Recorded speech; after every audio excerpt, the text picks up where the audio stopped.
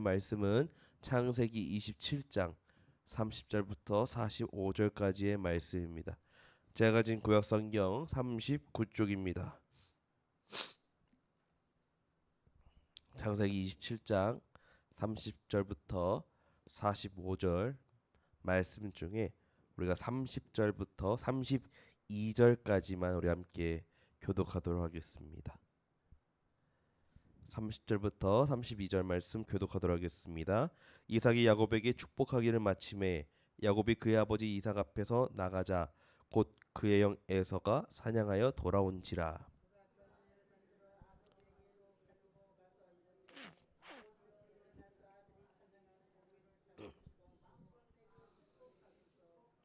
합독하도록 하겠습니다. 그의 아버지 이삭이 그에게 이르되 너는 누구냐? 그가 대답하되 나는 아버지의 아들 곧 아버지의 맏아들 에서로소이다. 아멘. 할렐루야. 오늘도 새벽을 깨우신 우리 사랑하는 성도님들 주님의 이름으로 축복하고 환영하고 사랑합니다. 어제 우리가 말씀을 통해서 리브가와 야곱이 거짓말, 속임수를 통해서 에서가 받아야 할 축복을 야곱이 받게 되는 그런 내용을 우리가 어제 함께 나눴었습니다. 그들은 조용히 하나님의 뜻을 기다리는 게 아니라 그들이 생각하기에 가장 빠른 길을 선택했지만은 그에 대한 대가를 받게 되었다라는 것도 우리와 함께 어제 말씀을 통해 함께 나눴었는데요. 오늘은 이 말씀을 통해서 신실하신 하나님의 약속에 대해서 함께 우리가 나누려고 합니다. 하나님께서는요, 우리들의 인생을 만들어 가실 때 모든 것을 사용하세요. 그러니까 예를 들어 하나님께서 우리의 인생을 만들어 나가시고 꾸려 나가실 때 우리에게 항상 좋은 일만 주시는 게 아니라 가끔은 어때요? 실수할 때도 있고 좌절할 때도 있고 우리가 시련을 겪을 때도 있고 아픔을 겪을 때도 있고 분열을 일으킬 때도 있습니다. 그런데 하나님께서는 이 모든 것들을 재료로 삼으셔가지고 우리를 명암을 갖춘 작품으로 우리의 인생을 만들어 가신다라는 거예요. 그러니까 하나님의 뜻을 거스르고 각자 자기의 뜻을 이루려고 한 이삭의 가정에서 여러분들 원망과 분노, 두려움과 걱정에 빠져가지고 힘들고 어려워하잖아요. 하지만 하나님께서는 이 모든 것들을 재료로 삼아가지고 하나님의 신실한 약속을 이루어 나가신다는 말씀입니다. 어제 말씀에서 우리가 이삭의 축복을 에서가 아닌 야곱이 받은 것은 물론 야곱의 속임수 때문에 야곱이 받게 되었던 거지만은 우리가 크게 성경적으로 우리가 성경을 본다면은 우리가 하나님의 말씀이 성취되어가는 과정을 우리가 볼 수가 있다라는 겁니다. 그래서 하나님의 선택에 따라 그러면 야곱이 하나님의 축복을 받게 되었고 그 하나님의 언약을 계승하는 자가 되었는데 그렇다면 에서가 왜 그 하나님의 축복을 받는 거에서 제외되었는지 우리가 그의 에서의 삶을 통해서 모습을 통해서 우리가 확인할 수가 있다라는 거죠. 우리가 어제 함께 나눴던 27장 20절 말씀을 보면은 이렇게 나와 있어요. 이삭이 그의 아들에게 이르되 내 아들아 내가 어떻게 이같이 속히 잡았느냐 그가 이르되 아버지의 하나님 여호와께서 나로 순조롭게 만나게 하셨음이니이다. 우리가 어제 나눴던 20절 말씀인데 아버지 하나님 여호와께서 나를 순조롭게 만나게 하셨습니다. 이 이삭의 대답이 뭐냐? 야곱이 너 왜 이렇게 빨리 사냥하고 왔냐? 라고 물어봤을 때 야곱이 하나님의 이름을 팔아서 지금 거짓말하고 있는 장면이거든요. 그러니까 아버지를 속이기 위한 말이었지만은 우리가 여기서 무엇을 알 수 있냐? 야곱이 적어도 이 야곱의 아내는 지금 누구를 인식하고 있다? 하나님을 인식하고 있구나라는 사실을 우리가 알 수가 있는 거예요.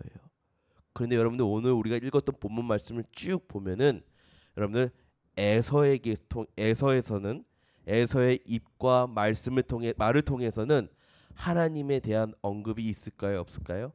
하나님에 대한 언급이 하나도 없습니다. 오직 자기가 사냥한 그 음식, 그 사냥한 동물로 말미암아 별미로 만들어 가지고 아버지를 만족시킴으로써 아 내가 복을 얻을 수 있겠구나라고 생각만 하고 있다라는 거예요. 자, 33절부터 37절 말씀인데 우리 이거 말씀을 교독하도록 하겠습니다. 이삭이 심히 크게 떨며 이르되 그러면 사냥한 고기를 내게 가져온 자가 누구냐? 내가 오기 전에 내가 다 먹고 그를 위하여 축복하였은즉 그가 반드시 복을 받을 것이니라. 34절 우리 읽어주시겠어요?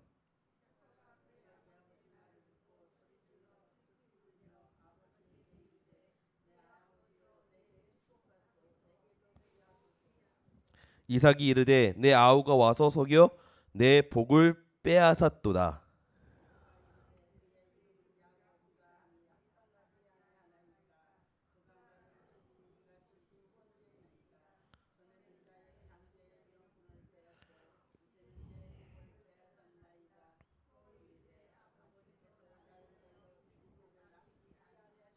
함께 읽겠습니다.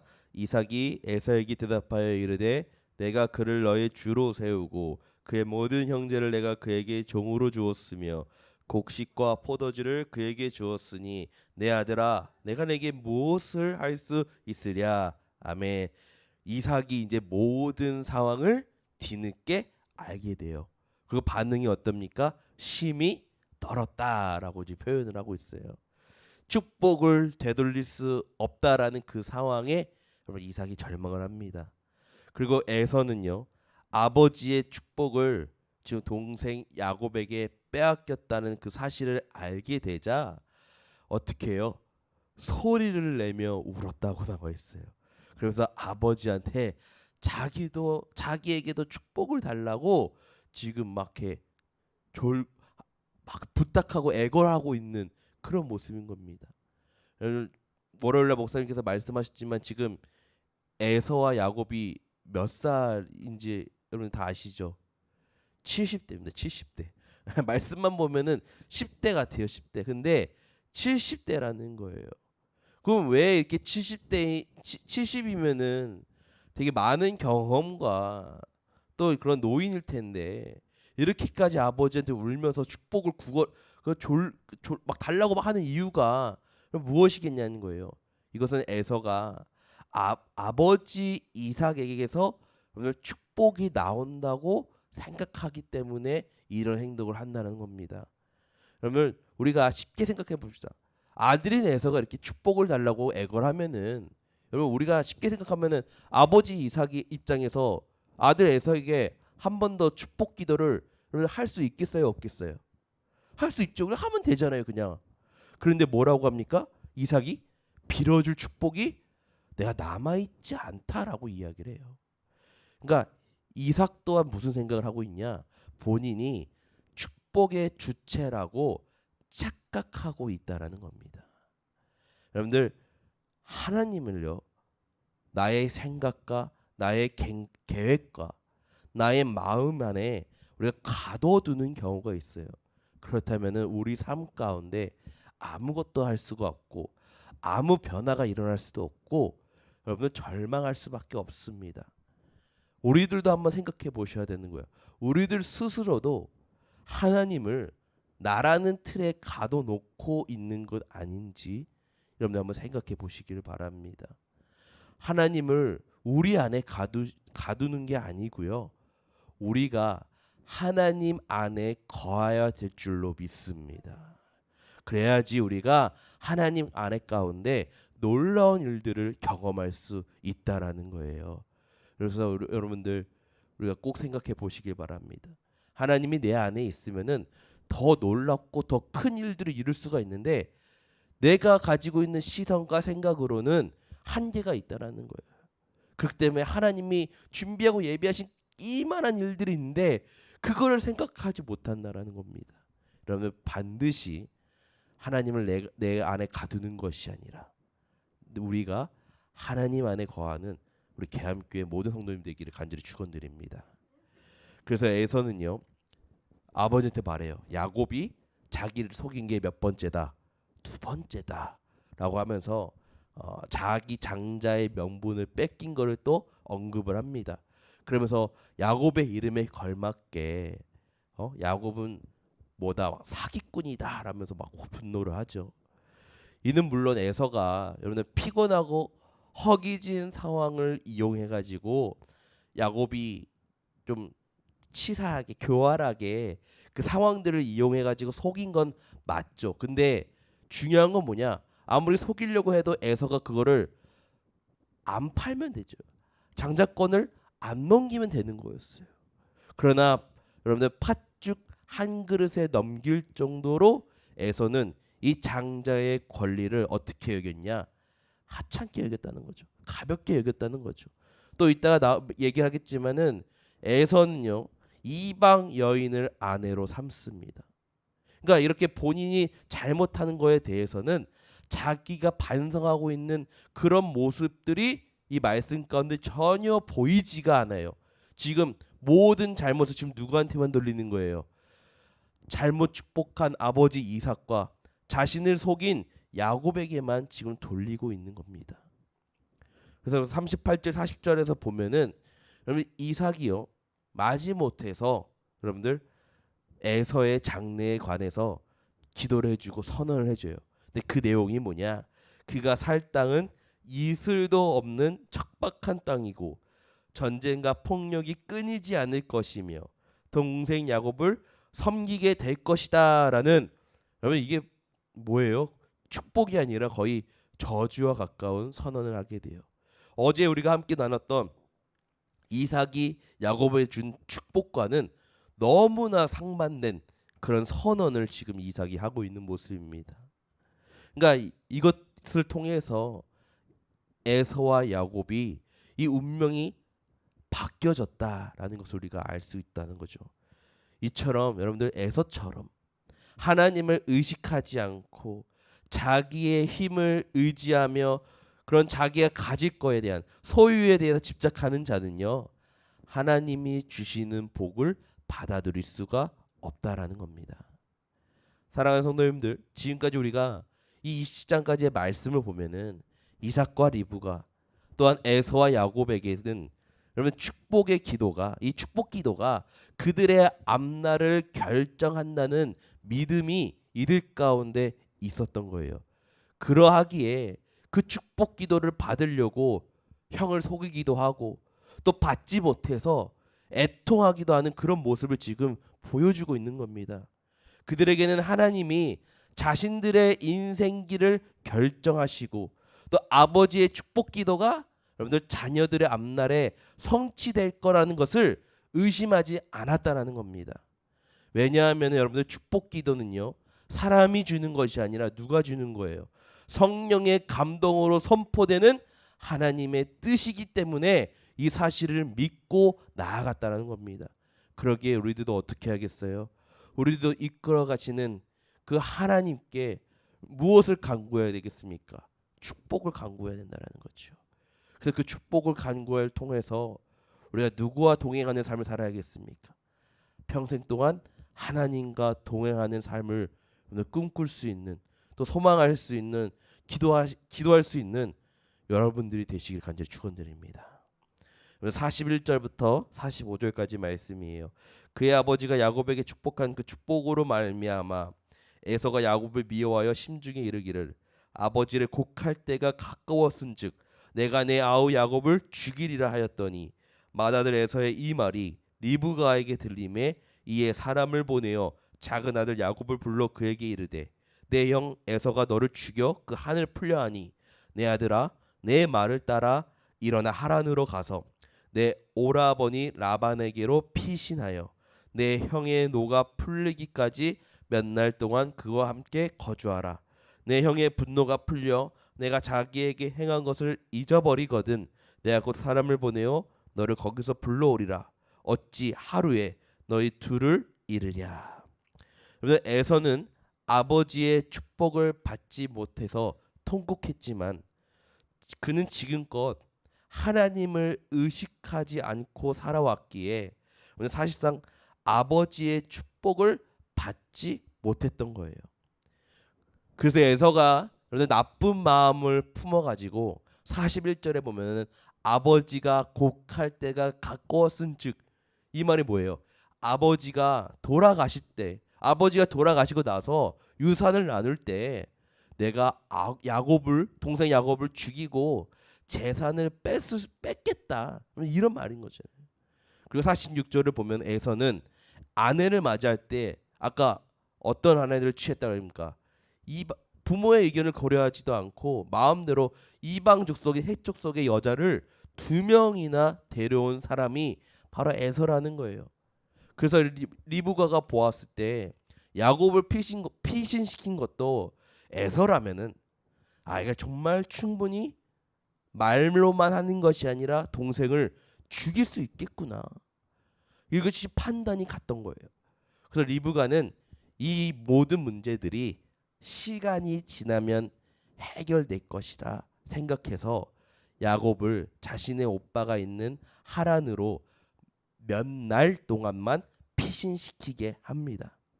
그래서 리브가는 에서의 분노가 말 그대로 시간이 지나면 가라앉을 테니 야곱을 곧 다시 집으로 불러올 수 있을 거라 생각을 해요. 그런데 여러분, 어제 말씀처럼 여러분, 리브가는 이 이후로 야곱을 보나요, 못 보나요? 보지 못합니다. 그리고 야곱은요, 몇 날 걸릴 줄 알았던 이 컴백홈이 몇 년이나 시간이 걸립니까? 20년이라는 시간이 걸리게 돼요. 그리고 20년이 지난 후에도 동생이 온다는 소식에 뭐 아시겠지만, 그래도 에서가 처음에 야곱을 만나러 갈 때 몇 명의 사람들을 이끌고 갑니까? 400명의 그런 자신들의 군사와 종을 데리고 야곱을 만나러 가지 않습니까? 여러분들, 에서는요, 어떻게 보면 리브가와 야곱이 저지른 불의한 일의 피해자라는 거예요. 피해자. 하지만 그의 인생은 어땠냐? 하나님을 전혀 의식하지 않고 자기의 힘만 믿고 살아왔기 때문에 이 하나님의 축복을, 하나님의 언약을 계승할 수가 없었던 겁니다. 리브가와 야곱의 행위는 분명 하나님 앞에서 너무나 어리석은 범죄였습니다. 그러나 하나님은 어떤 분이시냐? 악을 선으로 바꾸셔가지고 그 일을 통해 이삭이 언약 계승자 자격이 없는 에서에게 축복하는 것을 막으셨다라는 거예요. 그리고 야곱은 이삭에게 축복을 받은 후부터 여러분들 그의 인생에 우여곡절을 많이 겪게 됩니다. 우리 창세기 후반으로 가면은 나중에 요셉이 자신의 가족들을 다 애굽으로 부르잖아요.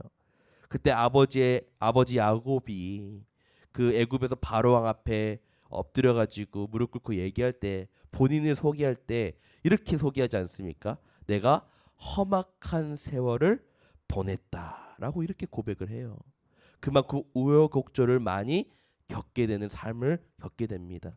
하지만 하나님께서는 그의 삶을 통해서 아브라함과 이삭에게 언약하신 그 말씀을, 그 축복을 이루어 나가셨다라는 거예요. 그러므로 여러분들, 우리들도 인생길에 많은 환난과 고통과 어려움이 있을지라도 반드시 무엇이 성취되냐? 우리의 삶을 통해서 하나님의 약속이 반드시 성취된다라는 그 말씀을 여러분들이 꼭 믿으시길 바랍니다. 그래서 하나님의 역사의 도구로서 나의 삶 자체를 하나님 앞에 드리셔야 된다라는 거예요. 오늘 본문에서 하나님이 보시기에는 의로움을 행하는 자는 여러분 한 명도 없습니다. 다 너무나 어리석고 또 어떻게 보면은 부족해 보여요.